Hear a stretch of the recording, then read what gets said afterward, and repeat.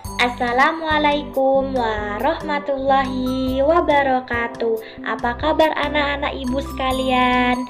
Semoga kalian semua dilindungi oleh Allah Subhanahu wa Ta'ala. Nah, ibu kali ini akan menjelaskan satu materi, yaitu tentang betapa semangatnya aku berkompetensi dalam kebaikan. Sebelum pelajaran dimulai, marilah kita berdoa terlebih dahulu. Bismillahirrahmanirrahim. Raditu billahi robba wa bil islami dina wa bi muhammadin nabiyya wa rasula. Rabbi zidni ilma warzuqni fahma. Amin ya rabbal alamin. Nah, apa ada yang tahu apa sih itu berkompetensi dalam kebaikan? Nah, benar sekali. Berkompetensi dalam kebaikan yaitu berlomba-lomba dalam kebaikan. Buat apa sih Bu kita harus berlomba-lomba dalam kebaikan? Buat apa ya? Buat tabungan pahala kita di akhirat nanti.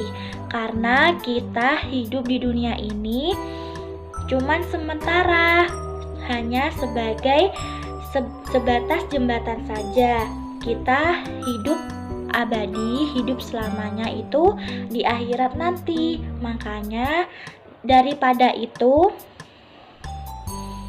kita dari sekarang harus berlomba-lomba dalam kebaikan buat pahala kita nanti di akhirat. Seperti yang dijelaskan surat Al-Baqarah ayat 148 yang berbunyi Bismillahirrahmanirrahim. Walikulli wijhatu huwa muwalliha fastabiqul khairat aynama takunu ya'ti bikumullahu jami'a innallaha ala kulli syai'in qadir, yang artinya, dan setiap umat mempunyai kiblat yang dia menghadap kepadanya, maka berlomba-lombalah kamu dalam kebaikan.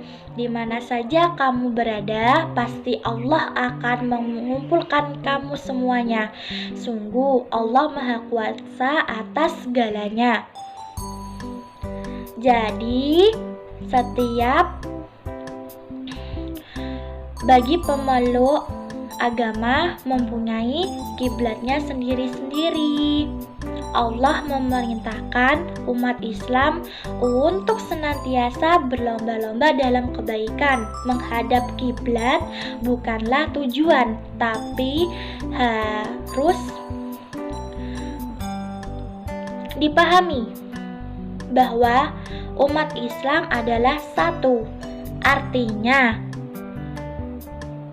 dimanapun umat Islam berada, kita adalah satu kesatuan. Dimanapun kiblat kita menghadap, itu menghadap ke Ka'bah.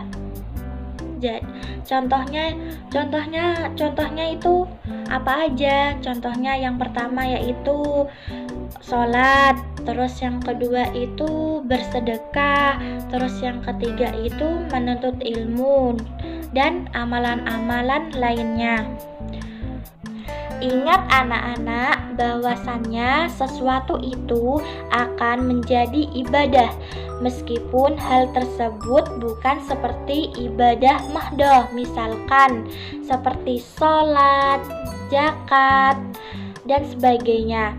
Apa saja yang kita lakukan, misalkan berangkat ke sekolah, menuntut ilmu, membantu orang tua, itu diniatkan karena Allah Subhanahu wa Ta'ala, dan itu merupakan hal-hal yang positif, insya Allah akan menjadi ibadah ghairah mahdoh, dan itu akan menjadikan pahala untuk kita semua di akhirat kelak. Amin ya robbal alamin. Anak-anak melihat video yang ibu sudah sediakan, ibu mau mengakhiri penjelasan ibu kali ini. Kurang lebihnya ibu mohon maaf ya. Wassalamualaikum warahmatullahi wabarakatuh. Selamat menyaksikan anak-anak.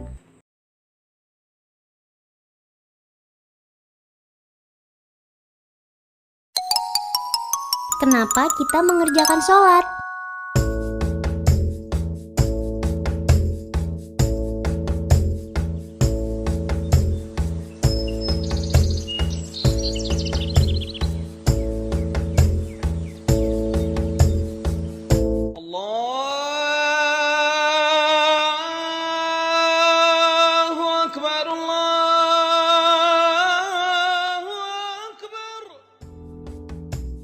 Ajmal, ayo Ajmal sholat isya dulu. Ajmal kan sedang sakit, Bu. Boleh kan, Bu, Ajmal nggak sholat dulu? Meskipun sedang sakit, Ajmal tetap harus sholat. Memangnya kenapa, Bu? Setiap muslim wajib mengerjakan sholat, meskipun orang tersebut sedang sakit. Jika dia tidak mampu berdiri, dia boleh sholat sambil duduk. Jika tidak mampu duduk, dia boleh sholat sambil berbaring. Kita mengerjakan sholat harus ikhlas karena Allah. Sholat itu adalah sarana komunikasi secara langsung antara seorang muslim dengan Allah. Kita mengucap syukur untuk setiap nikmatnya. Sholat dapat menjadikan kita menjadi pribadi yang disiplin. Hidup kita akan lebih teratur. Kita akan terus merasa tentram dan damai, karena sholat dapat mengobati kita dari perasaan-perasaan yang tidak menyenangkan. Selain itu, di akhirat nanti, amalan kebaikan yang pertama kali akan dihisap Allah adalah sholat. Allah akan memberikan pahala surga bagi orang-orang yang selalu menjaga sholatnya dan berbuat banyak kebaikan semasa hidupnya. Maka dari itu, kita tidak boleh meninggalkan sholat dan harus terus melaksanakannya sampai kita tutup usia. Sholat adalah ibadah yang paling utama yang harus kita kerjakan sebagai bentuk ketaatan kita kepada Allah. Oh begitu, Bu. Kalau begitu, Ajmal mau melaksanakan sholat walaupun sakit. Ajmal masih sanggup untuk berdiri. Nah begitu. Ayo sholat bareng sama ibu.